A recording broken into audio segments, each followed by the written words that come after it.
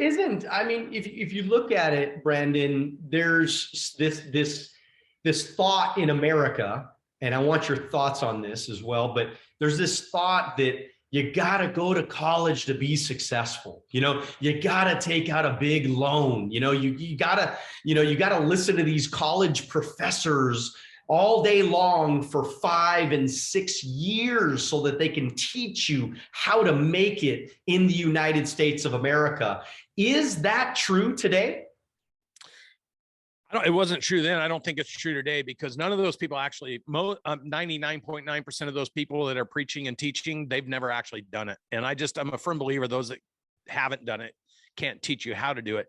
And also, I just think that the system is set to trap and create mediocrity in people. I was a 2.4 GPA. I barely graduated high school. I was voted least likely to succeed. I'll tell you what got me ahead in life. That is no fear. That's the willingness to go all in and commit to whatever I was doing and to train myself and get better every day. And I still live by that. And the confidence that no matter what happened, I could take care of myself.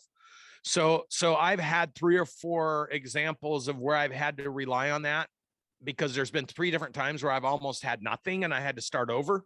So people are like, oh, you watched your parents get wealthy. Oh, that's why you're successful. Like, no, I'm successful because I walked away from things that were guarantees, like 150 grand a year with a newborn and a 2.5-year-old, with a home I had built. I sold it all, walked away from it to go start my own thing, because my parents got divorced. I couldn't take it anymore, and I needed to be my own person.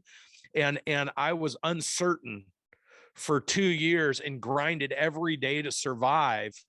And then only to build that public company and to do things everyone said I couldn't do. I'd never be the CEO of a public company out in Corvallis. I should go to Les Schwab and change tires. And here I am on the 88th floor of the World Trade Center, the day before taking my company public, raising $28 million with the most prestigious financial institution, high school graduate, barely knew what the hell I was doing, because of the sheer willpower, determination, and overcoming constant rejection, horrible rejection, like destructive rejection. And I stayed resilient. And then I lost that in 2002. That's when I was with Hector. And instead of focusing on what I did do, I went into a cycle where I was talking about what I didn't do. And I really got down on myself, and I lost that energy, and I became fearful, and I became angry, and it was disrupting my life. And thank God Hector threw me that lifeline where he's like jolted me back to reality. And in fact, the thing I love about Primerica, I'll just say this, is you and I became friends because I went into Hector's business, because I recognized here in traditional business, I could not get employees to show up, care about things that would create more money for them, more wealth for them. They would just reject it if it wasn't their idea, even if it's a great idea. And yet I go and I see Primerica and you guys holding meetings, and people that are working full-time jobs or even more than full-time jobs are coming in the evening. They're challenging themselves to develop themselves. They're making phone calls and overcoming and learning to do hard things. They're recruiting people and getting rejected and still recruiting people. They're going into people's homes and helping them. And everyone would always smile. They all looked amazing because they were excited. It doesn't matter what their physical appearance was. They had energy of enthusiasm and excitement. And I'm like, God, what is the difference between traditional business and this environment? And it was like, for me, I wanted to understand it. So I went and got my licenses, and I worked under Hector, recruited 70 people up in Washington State, worked myself up to where I was going to go RVP. But then I launched my new company that had a security attached to it. So I had to resign within Primerica because you couldn't have conflicting securities. And so I learned so much in that window of time about duplication, inspiration, empowerment, development. And I was like, man, I'm going to bring this to traditional business, and I'm not going to do it with anybody else's money. And I had enough money, what I was making, but I created a business differently than what all the consolidation, acquisition companies and everything were doing that failed. And based on my own experiences and struggles, I wanted to reinvent traditional business. And I did that, launched it in 2005. And that business self-propelled. I never raised a dime. I never borrowed any money. I never took a dime from anybody. I generated 50 million in profits over 14 years, scaling the business to 200 employees, creating massive value for for our clients. They outgrew their peer group 3.5 to 15 times in value and size. And then I sold that to a public company to take those methodologies across the rest of the world for them for 151 million and now 77 times EBITDA, an unbelievable sales process. And then that public company was worth $1 billion, traditional stale European public company. And I took what I learned working with Hector in Primerica and what I learned based on my failures and successes, and I took it into $1 billion public company that had been $1 billion for 4 years, $16 a share, never went up, just sat there. And within 36 months, we were $92 a share, $4.5 billion in market value. And they paid me in addition to that. And it was so successful that I packaged everything I had done. And I went and partnered with Grant Cardone and launched it to the world on how to help business owners grow and scale. And in 3 years, we've created a business where we have over $1 billion under management right now. So you're an animal, bro. I mean, I've known you for a long time, but really, getting into the meat here, you are an absolute rock star, and you should be so proud of yourself, man. I mean, when you're talking about the diligence and the hard work and the focus and, the grind and all that, I mean, why is it that you think so many people today, what are they missing? Why is it that society today has gotten maybe a little bit, or at least a big chunk of society, it's gotten a little bit softer and weaker in that mindset of determination and courage and passion and belief and doing whatever it takes to get the job done? It's interesting. It's a good question. I think, Gallup poll surveys 100 million workers every single year. 2/3 are disengaged.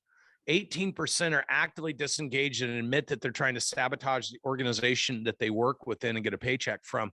I just think people it's been made easy for them. Like nothing was easy for me. If I wanted money when I was playing football and I wanted anything new for football, I needed to go buck hay, or I needed to go work in the restaurant, or I needed to go earn it because my parents didn't have the money.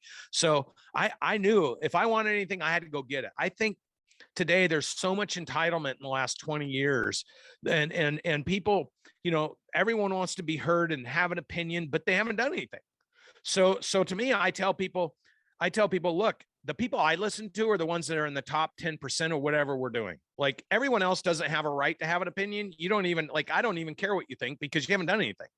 And I think that the way the world is positioning people today and the way people want to position themselves is I should have a voice, I should have an opinion, and I should have a concern, even if I have no example of anything that I could actually do to improve a situation. So I want you to listen to my opinion on it, but I don't actually have a solution for it because I don't know how to do it. So what happens is stagnation occurs, and this happens in organizations. Jim Collins talks about this, Good to Great, Great by Choice, How the Mighty Falls. It's just when people are protecting what they want, instead of going after or what they need, instead of going after what they want, then they start defending. And when you start defending, you start rationalizing, you start excusing, you start projecting, you start, it's just like you're protecting what you got instead of going after it. And I think that most people, they feel entitled to what they think they deserve. And I just never grew up that way. And I find people that don't think that way. So when you ask me about college, I mean, look, I think Primerica, I tell everybody this, man, I'm a huge advocate. I call it the money multiplier model. You can go earn for yourself. You can teach others to earn and train them and get paid off of developing those people. You can get a business that's doing so well that you get equity based on how big you get from a public vehicle, which is always the most valuable way to multiply equity. And so there's so many different ways to make money versus traditionally going to work, trading time for money for those that want to pursue it. And the thing that impressed me back then, that set of mindset for me today is how many $1 million producers, and you were an up and comer in there. I remember the year, I think one of the years I was there, was the first year we went over $500,000 or something. And I was just like, and you were a young kid. I mean, I was like, God dang it, this guy's out crushing it. look at the energy, the enthusiasm, the excitement. I remember you were doing those DVDs and you were pushing them out there. You were promoting yourself in a world that today it's easier to do with social media, but back then it was not easy to do. You had to produce all that stuff and you hand it to people and look them in the eyes, you know, where they weren't sitting at home scrolling through it, right?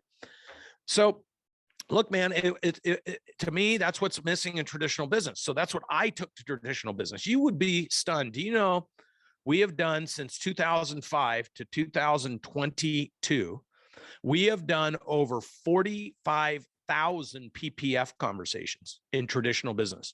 People, like, it moves the business. And people are like, God, I can't believe you thought of this. I said, I didn't think of it.